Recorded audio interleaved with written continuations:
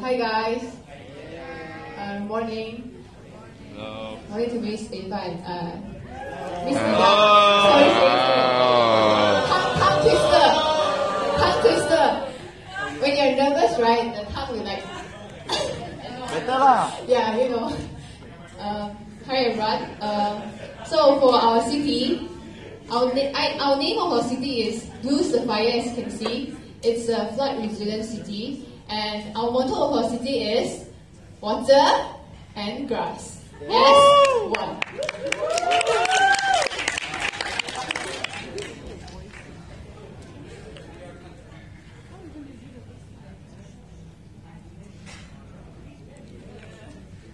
Okay, let's start off with our aim of the city.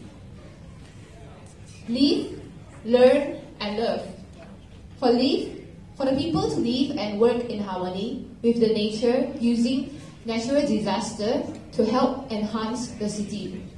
Learn, educate the people to use the technology to create a flood resilient city, as our city is a flood resilient city.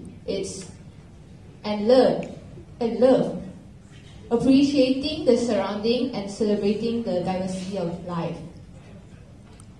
For our location, our city is located at the east coast of Malaysia, where it's on top of Kelantan. Yeah. Okay, and for history, why Blue Sapphire? In the year of 2005, it was named as the Sapphire City before, when 2 million people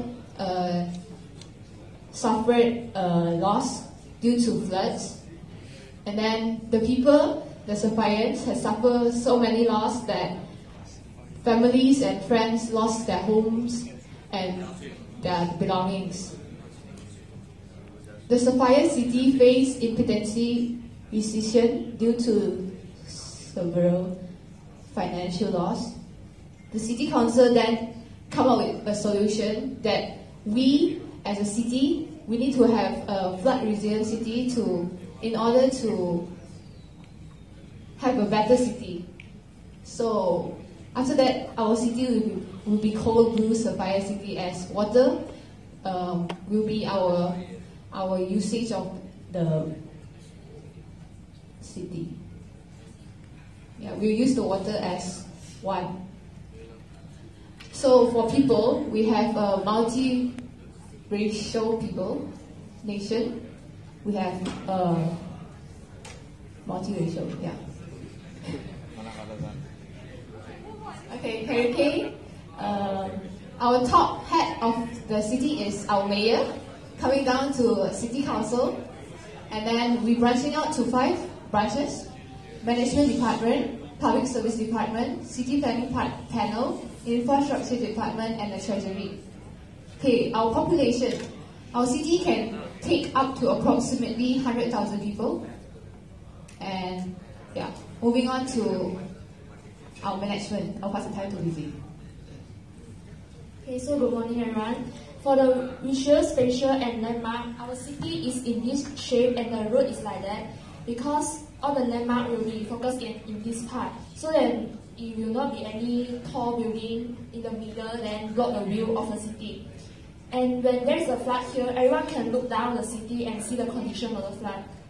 So for the water and waste management, this is the path of the waste management. They will transfer and channel to the water treatment plant, and the organic substance will go to an incinerator to be burned using high temperature.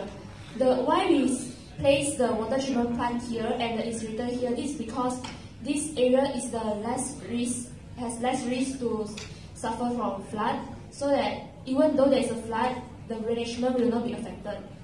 So for the vehicles path flow, we are using magnet transportation. It's using magnet so that it's low maintenance. During the flood, it will still can function.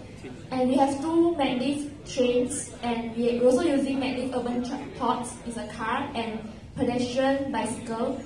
And you can see that our city the slope is quite slopey, so that we use magnets to overcome the gravity.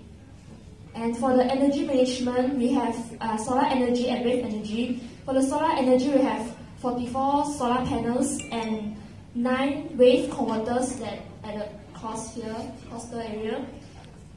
And these two kinds of energy management will not be affected during the flood. And I'll pass it to Luke. Hello, I'm Hao Yong. For information, Luke Cyber City is a flood resilient city. So we have 5 zoning. For the first zone, the first zone has the potential for flooding. So the first zone is the residential area. So the spatial development in Zone 1 is turf wall, water walkway, and motor wall. So for the turf wall on the rooftop of the residential area. So the turf wall absorbs the water so that it has a better water runoff. So for the turf wall, the thickness of the turf wall is 1 meter, and the length of the turf wall is 200 meter, and the width is 50 meter. And for the water walkway, so the concept and the principle of the Blue Sapphire water walkway is like this. When there is a heavy downpour, so the water in the river will rise. But when the water level is exceed the river, the water will not flooding the city, but instead will go inside the man-made water walkway. So this prevent the flooding. Next is the immortal wall. So the immortal wall is actually a wall that's surrounding the city, which we call is wall of protection. It's composed of the steel and the concrete. The benefit of the immortal wall is it is able to dissipate large impact from the earthquake as well, and it has high stiffness and limiting wind drift. Okay, let's take a look at the Zone 2. So the Zone 2 has flooding is likely to happen. So the spatial development in Zone 2 is the flat pack mobile building. So the flat pack mobile building is actually a structure that allows seal buoyancy compartment. And these buildings are free to move or to be moved in case of by high volume flood water. So the house will lift off and then lift off the ground and float until the flood water is outside. So the special deterrent system also shock. So the building will float until 3 meters. And then, for your information, we are a flood resilient city, so we also have the sanctuary, and there are 5 sanctuaries in our city. So the sanctuary is actually a place that provides daily necessity for the flood victim. So it provides up to 2 weeks or 3 weeks the necessity. And then let's take a look at the Zone 3. Zone 3 is the commercial area, this one. So for the Zone 3, the flooding is more likely to happen. So the spatial development is the building on stone with freeboard. So this is the freeboard, the structure of the freeboard. So the freeboard is actually elevating a building lowest floor above predicted floor. So elevating a home by a few meters is based on our research. It will elevating a home 10 feet, which is around 3 meters, and then significantly decrease the chances of the home will be damaged by the floods.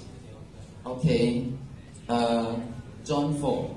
Zone 4 is a flooding is likely, and there may be a fast-moving water as well. So let's take a look at Zone 4. Zone 4 is the business area. So we have flood barrier in business building. So the flood barrier may be placed temporarily or permanently at individual building or at a building entrance to keep the flood water from entering those buildings. So in short, flood barrier is the blocking of the flood water. Okay, the last zone is Zone 5. Zone 5 is flooding is very likely to happen. Zone 5 we have where the Sapphire Square located. Zone 5 we have rain garden. The rain garden are increased in Zone 5 which harvest pure rainwater. So the plant that depends more light and air is like, for example, we use Annabella hydrate G. So more easy, this one rain garden is the water catchment area. Okay, yeah, that's all. Thank you.